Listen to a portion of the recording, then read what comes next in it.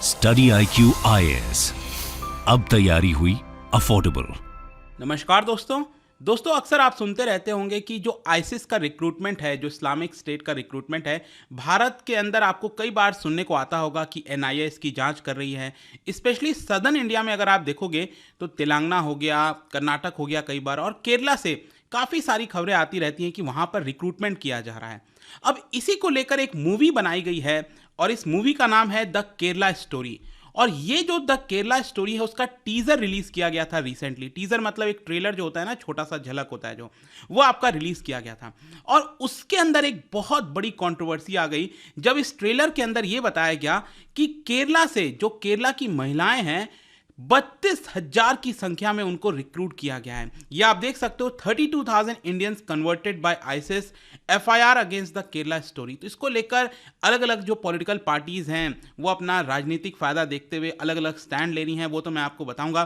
तो इसको overall perspective से जानने की कोशिश करेंगे, चल क्या रहा है, काफी कुछ जानने को है। चलिए आगे बढ़ते हैं, लेकिन उसके पहले ध्यान रखिएगा अगर आप यूपीएससी की तैयारी कर रहे हैं तो आप स्टडी IQ के साथ जुड़ सकते हैं, क्योंकि इसके अंदर हम आपको जो होल प्रिपरेशन होता है यूपीएससी का वो कराते हैं। आपको हमारे वेबसाइट और ऐप पर जाना है और कोड इस्तेमाल करना है अंकित लाइव, ताकि ये पूरा कोर्स सिर्फ 19,000 में आपको मिल जाए। इसके अंदर कुछ खास बातें करें तो लाइव क्लासेस आपको मिलते हैं, 1-to-1 मेंटरशिप मिलता है। कोई दिक्कत है, प्रॉब्लम है, कभी भी आप अपने मेंटर से जुड़ सकते हैं।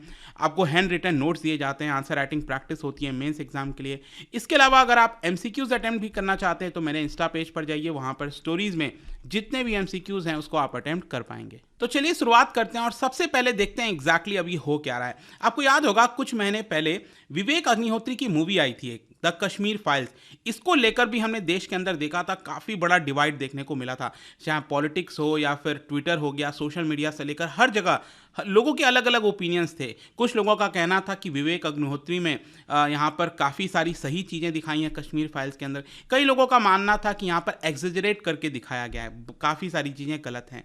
उसके बाद अब आप देखोगे तो यहाँ पर एक और मूवी आई है द केरला स्टोरी। अभी मूवी रिलीज नहीं हुआ है, इसका टीजर रिलीज किया गया है और उसके अंदर यहाँ पर काफ़ी ज़्यादा स्टैंड दिया जा रहा है पॉलिटिकल पार्टीज के द्वारा केरला के अंदर। बेसिकली ये जो मूवी है इसको डायरेक्ट किया गया है सुदीप्तो सेन के द्वारा और प्रोड्यूस किया गया है VA शाह के द्वारा। और इसके अंदर जो आरोप लगाया जा रहा है वो ये है कि 32,000 जो महिलाएं हैं उनको पहले इस्लाम में कन्वर्ट किया गया और फिर उनको इस्लामिक स्टेट के पास भेज दिया गया। जो इस्लामिक स्टेट है ना, जैसे सीरिया हो गया, यमन हो गया, अलग अलग जगह जहाँ पर ये वर्क करते हैं वहाँ पर इनको भेजा गया और वहाँ पर ये बहुत ज़्यादा परेशान है। So many political parties have opposed this movie.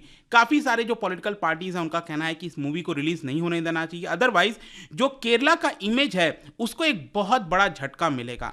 In fact मैं आपको बताऊं तो इसको लेकर एक FIR भी दर्ज कराया गया है। जो DGP हैं, DGP क्या होता है, किसी भी राज्य के अंदर जो सबसे हाईएस्ट रैंक होता है पुलिस का, डायरेक्टर जनरल ऑफ पुलिस, तो उनके द्वारा यहां पर एक निर्देश दिया गया त्रिवेंद्रपुरम पुलिस कमिश्नर को स्पर्जन कुमार को, और बोला गया उनको कि आप एक FIR दर्ज करिए द केरला स्टोरी के खिलाफ। और अलग अलग जो सेक्शंस हैं, सेक्शन 153A एंड B, जिसमें यहाँ पर डिसहार्मनी को प्रमोट करना, जो एम्यूनिटी है, आपस में जो मतभेद है उसको बढ़ाना, उन सारी चीज़ों से रिलेटेड है। और बाकी के कई सारे जो इंडियन पीनल कोड हैं उसके तहत ये जो मूवी है उसके खिलाफ एक FIR दर्ज कराया गया है। लेकिन सबसे पहला तो क्वेश्चन यहाँ पर यह है कि आखिरकार इस मूवी के अंदर ये जो टीजर रिलीज किया गया है छोटा सा, आई थिंक शायद ये 1 मिनट का समथिंग कुछ का ही है, ज़्यादा बड़ा नहीं है। इनफैक्ट मैंने भी इसको देखा यूट्यूब पर। तो ये जो टीजर है ये रिलीज किया गया है, उसमें हुआ क्या एग्जैक्टली हुआ, अगर आप देखोगे ना ऑनलाइन तो यहाँ पर पीछे आपको कुछ इस तरह का सीन देखने को मिलेगा। ये जो पीछे पहाड़ है और एक जेल टाइप का माहौल बना रखा है। और यहाँ पर जो एक्ट्रेस हैं अदा शर्मा, कई बार आपने अलग अलग मूवीज़ में इनको काम करते हुए देखा होगा, तो जो अदा शर्मा है वो एक बुर्का पहनी हुई हैं, सबसे पहले आप देख सकते हो। उनके द्वारा ये बताया जा रहा है कि वो एक हिंदू वुमेन थी, मतलब उनका नाम था पहले शालिनी उन्नी कृष्णन, और उनको यहाँ पर पहले कन्वर्ट किया जाता है। वो बनना चाहती थी एक नर्स, लेकिन उनको कन्वर्ट कर दिया जाता है इस्लाम में और इनको फाइनली रिक्रूट किया जाता है आईसिस के अंदर। और इस समय वो प्रेजेंटली अफगानिस्तान की जेल में है। तो ये जो प्रेजेंटली यहाँ पर उनके द्वारा कुछ बयान दिए जा रहे थे इस टीजर के अंदर, वो इस समय अफगानिस्तान जेल के अंदर है। और सिर्फ यही नहीं, इसके अंदर फर्दर उनके द्वारा नरेट किया गया कि किस तरीके से लगभग 32,000 इस तरह की महिलाएं हैं जिनको कन्वर्ट किया गया केरला में और उनको अफगानिस्तान, सीरिया और यमन भेजा गया ताकि वो इस्लामिक स्टेट को सर्व कर सकें। तो वो एक प्रकार से उनके आंख में आंसू है और वो इसको बयान कर रही हैं। तो लगभग 1 मिनट के आसपास ये पूरा टीजर था और वो जो बयान दिया गया 32,000 एक बहुत बड़ी संख्या हो जाती है। तो ये जो बयान दिया गया है इसी को लेकर काफ़ी ज़्यादा कंट्रोवर्सी हो गई है। तो यहाँ पर सबसे पहले जो केरला के डीजीपी थे उन्होंने high tech crime inquiry cell को बोला, यहाँ पर उनको एक प्रोब इंक्वायर करने के लिए बोला और उसी के बेसिस पर ये जो रिपोर्ट सामने आई उसी के बेसिस पर यहाँ पर बोल दिया गया कि आप एक एफआईआर दर्ज करिए और इसको लेकर जो पूरी इन्वेस्टिगेशन है उसकी जांच होनी चाहिए। तो ये अभी तक हुआ है, लेकिन क्वेश्चन ये है कि केरला के अंदर जो अलग अलग पॉलिटिकल पार्टीज हैं वो किस तरह का स्टैंड ले रही हैं। अगर आप देखोगे वहां की जो रूलिंग पार्टी है सीपीआईएम, सबसे पहले उन्होंने इसका खंडन किया है। उनके जो राज्यसभा के मेंबर हैं और क्योंकि ये रूलिंग पार्टी है सीपीआईएम वहाँ पर और उन्हीं के चीफ मिनिस्टर हैं, तो जॉन ब्रिटास उन्होंने यहाँ पर एक लेटर लिखा है अमित शाह को और लेटर में ये बोला है कि ये जो टीज़र है और जो मूवी है उसको हमें तुरंत रोकना पड़ेगा, क्योंकि मूवी के अंदर यहाँ पर जिस तरह से हार्मनी हो गया, सेकुलरिज्म हो गया, नेशनल यूनिटी हो गया, उसको थ्रैश करने की कोशिश की जा रही है, उसको चोट पहुँचाने की कोशिश की जा रही है। जो भी यहाँ पर बयान दिया गया है it is absolutely rubbish and fallacious, पूरी तरह से गलत है और जो सेकुलर फैब्रिक है देश का उसको तोड़ने की कोशिश हो रही है और केरला को डिफेम करने की कोशिश हो रही है। इसके अलावा सेम लगभग यही स्टैंड आपको कांग्रेस का भी देखने को मिलेगा। कांग्रेस के जो एमएलए हैं और जो अपोजिशन के लीडर हैं, क्योंकि मेन अपोजिशन पार्टी केरला के अंदर कांग्रेस ही है, तो कांग्रेस के द्वारा भी सबसे पहले तो यही कहा गया है कि जो एफआईआर दर्ज किया गया है और जो केस दर्ज किया गया है उसका हम स्वागत करते हैं। जहां तक कि इस मूवी का सवाल है, this is not Kerala story, this is spreading hatred and communalism.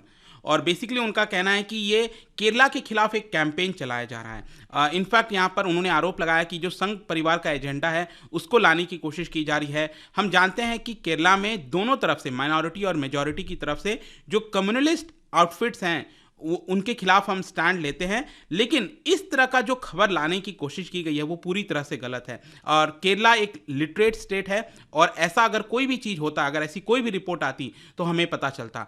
अगर यहाँ पर जो मूवी के मेकर्स हैं अगर उनके पास इस तरह का कोई एक एविडेंस है तो पहले उनको एविडेंस देना चाहिए और तब ये मूवी बनानी चाहिए। और या फिर अगर कोई एविडेंस सेंट्रल इंटेलिजेंस के पास है तो सेंट्रल इंटेलिजेंस को भी यहाँ पर प्रॉपर प्रूफ देना चाहिए और तब इस मूवी को रिलीज करना चाहिए। अदरवाइज ये केरला को डिफेम करने वाली बात होगी। और आपको पता है कि केरला से यहाँ पर एक काफ़ी नामी जो एमपी हैं शशि थरूर, उनका भी बयान आया और उन्होंने कहा कि मैंने ये ट्रेलर तो नहीं देखा है, लेकिन अगर इस तरह की चीज़ें हैं तो ये प्रोपेगेंडा फैलाने की कोशिश की जा रही है। लेकिन जहां तक बीजेपी का सवाल है, अब देखो यहां पर जैसा मैंने आपको बताया कि जब भी इस तरह का कंट्रोवर्सी होता है तो हर एक राजनीतिक पार्टी अपने अपने हिसाब से यहां पर बयान देने की कोशिश करती है। तो बीजेपी ने बेसिकली केरला गवर्नमेंट को स्लैम किया है। यहां पर Kerala BJP vice president KS. Radhakrishnan, उन्होंने कहा है कि जिस प्रकार से एफआईआर दर्ज किया गया है इस मूवी के खिलाफ, इस ट्रेलर के खिलाफ, वो पूरी तरह से गलत है। यहां पर सेलेक्टिव एप्लीकेशन ऑफ लॉ करने की कोशिश की जाती है। मतलब जब आपको ठीक लगे कि इस मूवी को बैन करना चाहिए, इस मूवी के खिलाफ करना चाहिए, तो आप उसके खिलाफ स्टैंड ले लेते हो। और जब यहां पर आपको लगता है कि आपका पॉलिटिकल नैरेटिव सूट नहीं कर रहा है, तो यहां पर बेसिकली उन्होंने आरोप लगाया है कि जो केरला की सरकार है वो एक particular group of people, basically Muslims को यहां पर वो इशारा कर रहे थे कि क्योंकि जो केरला की सरकार है उनका जो वोट बैंक है वो आपका मुस्लिम्स है और इसीलिए उनको अपीस करने की कोशिश कर रही है। तो ये आपको बेसिक डिफरेंस देखने को मिलेगा। लेकिन जहां तक सवाल है कि एग्जैक्टली केरला में होता क्या आ रहा है, मैं आपको कुछ एग्जांपल्स देना चाहूँगा।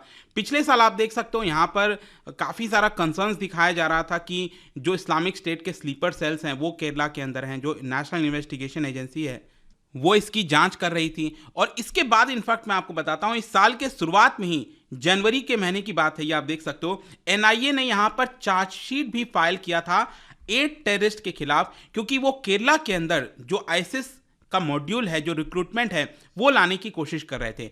एनआईए ने चार्जशीट में यहाँ पर 8 लोगों के खिलाफ ये चार्जशीट फाइल की थी और आरोप ये लगाया जा रहा था कि ये लोग जो हैं, ये जो 8 लोग हैं, वो केरला के अंदर रेडिकलाइजेशन लाने की कोशिश कर रहे हैं, रिक्रूटमेंट करने की कोशिश कर रहे हैं, जो आईसिस ऑर्गेनाइजेशन है उनके लिए फंड हो गया वो जुटाने की कोशिश कर रहे हैं और जो मुस्लिम्स हैं उनको भटकाने की कोशिश कर रहे हैं। ऐसा एनआईए ने यहाँ पर कहा था। इनफैक्ट मैं आपको लेटेस्ट खबर भी ये बताता हूँ ये अभी पिछले महीने की बात है, 3 अक्टूबर को, लगभग एक महीने पहले की बात है कि केरला के अंदर एक पर्सन को यहाँ पर कन्विक्ट भी किया गया था और 5 साल की सज़ा सुनाई गई थी वहाँ पर एक कोर्ट के द्वारा, जो कोची के अंदर एक एनआईए की कोर्ट है, स्पेशल कोर्ट है।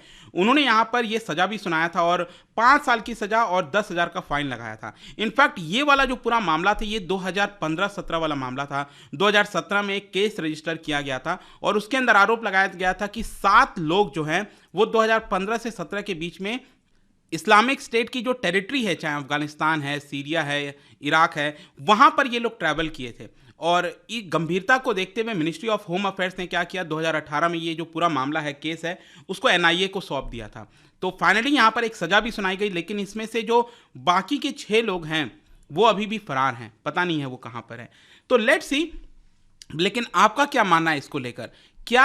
क्या यहाँ पर इस तरह का जो बयान है, 32,000 जो महिलाएं हैं, एक बड़ा बयान होता है, क्या विदाउट एनी एविडेंस, क्या मूवी में इसको दर्शाना चाहिए, क्या करना चाहिए? आपका क्या ओपिनियन है, आप बता सकते हैं कमेंट सेक्शन में। और जाने से पहले एक इंटरेस्टिंग क्वेश्चन, क्या बता सकते हैं कि यूएसए ने जो है एक ऑपरेशन लॉन्च किया था जिसका नाम है एंड्योरिंग फ्रीडम, ये कौन से देश के खिलाफ था? ये आपको बताना है। इसका राइट आंसर आप सबको पता है, मेरे इंस्टाग्राम पर तो मिलेगा ही, वहां पर अगर आप नहीं हो कोई बात नहीं, टेलीग्राम से भी ले सकते हैं इसका सही उत्तर।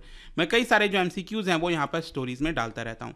बाकी अगर आपको पीडीएफ चाहिए तो टेलीग्राम पर आइए, अलग अलग सोशल मीडिया पर आप जुड़ पाओगे। और जैसा मैंने बताया, यूपीएससी की तैयारी कर सकते हैं by using the code Ankit live, ताकि आपको मैक्सिमम डिस्काउंट मिले। आई होप कि वीडियो आपको पसंद आया होगा। मिलता हूँ आपसे next time. Till then, thank you very much, see you soon.